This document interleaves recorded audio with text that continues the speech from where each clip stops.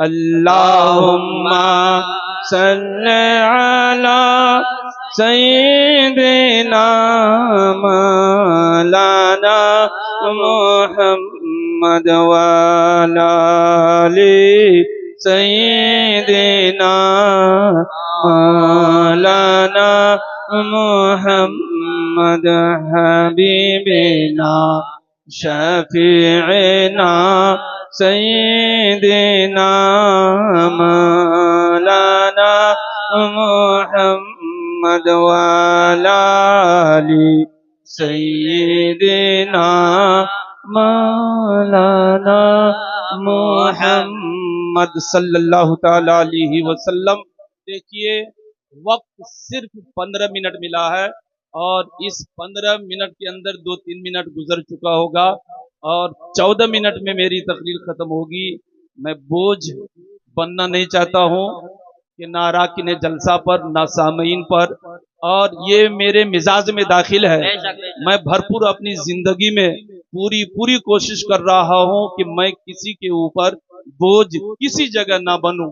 یہ نہیں کہ 15 منٹ کا ٹائم ملا اور 1 شعر اور 2 شعر اور 5 منٹ، یہ نہیں، یہ 13-14 منٹ کے اندر ہم کو اپنی تقریر سمیٹ دینا ہے، اور اس 14-15 منٹ میں آپ کیا سنیں گے، میں کیا سناؤں گا۔ میں بھرپور کوشش کر رہا ہوں سنانے کی، لیکن آپ بھرپور کوشش کریں عمل کرنے کی، وہ نہیں تو یہ جلسہ سجانے کا جو غرض و غایت ہے وہ رائگاں ہو جائے گا، کوئی مطلب نہیں۔ جلسہ تو ہم مہینہ 2 ماہ 3 مہینے کے اندر سجا کر کے عوام الناس کو اکٹھا کر دیتے ہیں۔ یہ تو عام بات ہے کہ سیمانچل میں بہت بڑے بڑے جلسے ہوا کرتے ہیں، لیکن سیمانچل میں بہت لمبے سجدے ہوا نہیں کرتے، سجدے ہوا نہیں کرتے ہیں۔ سیمانچل کی مساجد آج بھی خالی نظر آتی ہے۔ آخر وجہ کیا ہے؟ اتنا بڑا جلسہ کرنے کے باوجود بھی ایک بھی نمازی نہ بن پائے۔ یہ بڑی سوچنے کی بات ہے، اور یہ سوچنے کی بات ہے کہ صاحب یہ نوجوان یہ مفلر باندھے ہوئے ہیں، کیا نام ہے آپ کا؟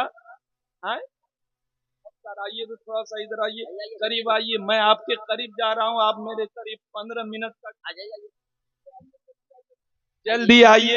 یہ دیکھیے ایک نوجوان آ رہا ہے، میں ان کو بلایا ہوں کس لیے، وہ آ رہے ہیں، کیوں آ رہے ہیں، لیکن نہ ان کو پتا ہے کہ ہم کو کیوں بلا رہے ہیں، ان کو پتا ہی نہیں کہ ہم کو کیوں حضرت بلا رہے ہیں۔ تقاریریں تو سنتے ہی ہیں اور سنتے ہی رہیں گے، لیکن میں آپ سے یہ سوال کرتا ہوں، یہ عظمت مصطفیٰ کانفرنس میں یہ جمیل الرحمان سے ہاتھ ملائے ہیں، یہی ہاتھ خانہ کعبہ کے در و دیوار کو خوب چھویا ہے، یہ ہاتھ میں آپ کے ہاتھ میں دیا ہوں، تو کیا آپ 5 وقتہ نماز محبت سے شروع کریں گے؟ جی شروع کریں گے؟ 5 وقت کی نماز پڑھیں گے؟ ماشاءاللہ، دیکھیے اقرار کیے۔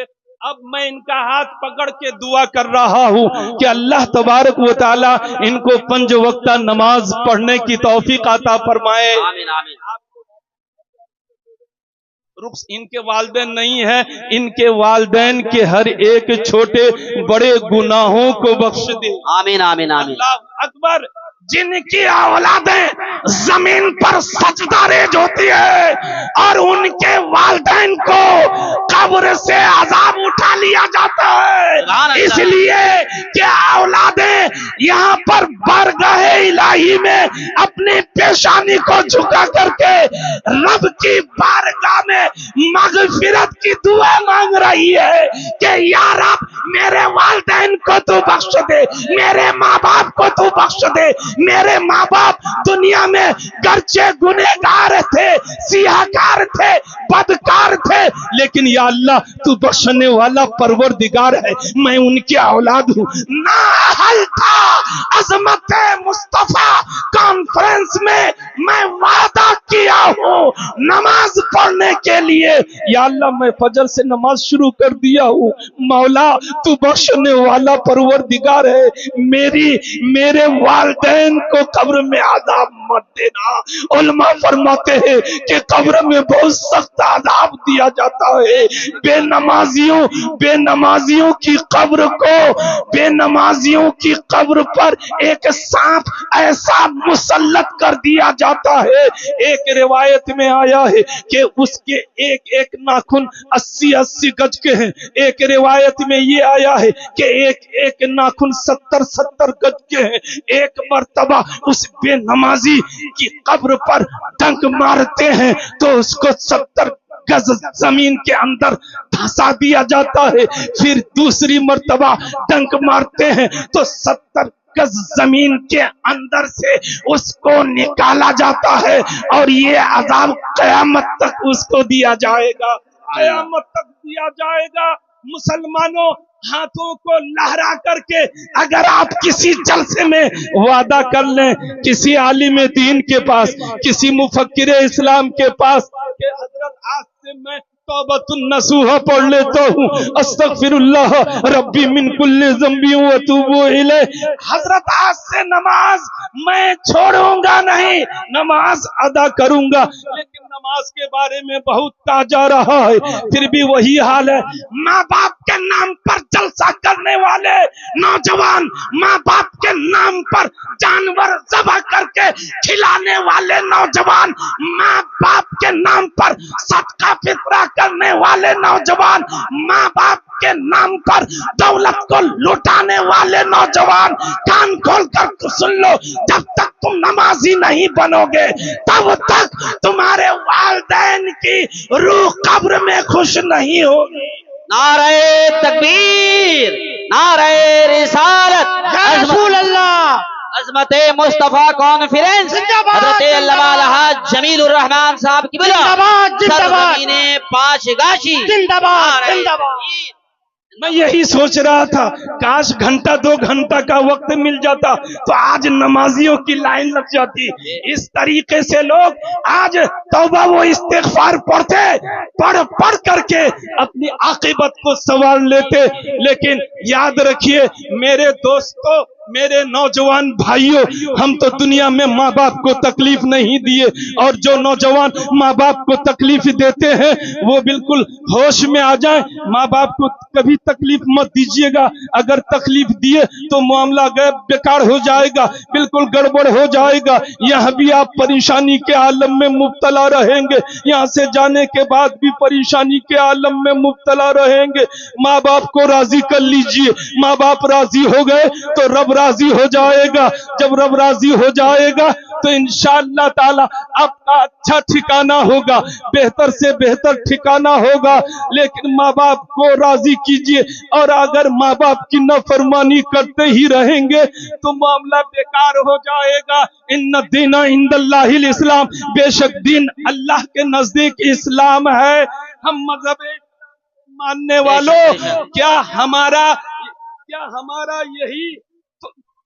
क्या हमारा यही फर्ज है कि हम अपनी नौजवान बच्ची को, हम अपनी 8 साला या 10 साला बच्ची को ये जींस का पैंट पहनवा करके मेहमानदारी में ले जाएं? क्या हम 10 साला नौजवान बेटी को टी शर्ट पहनवा करके रोड पे घुमाएं?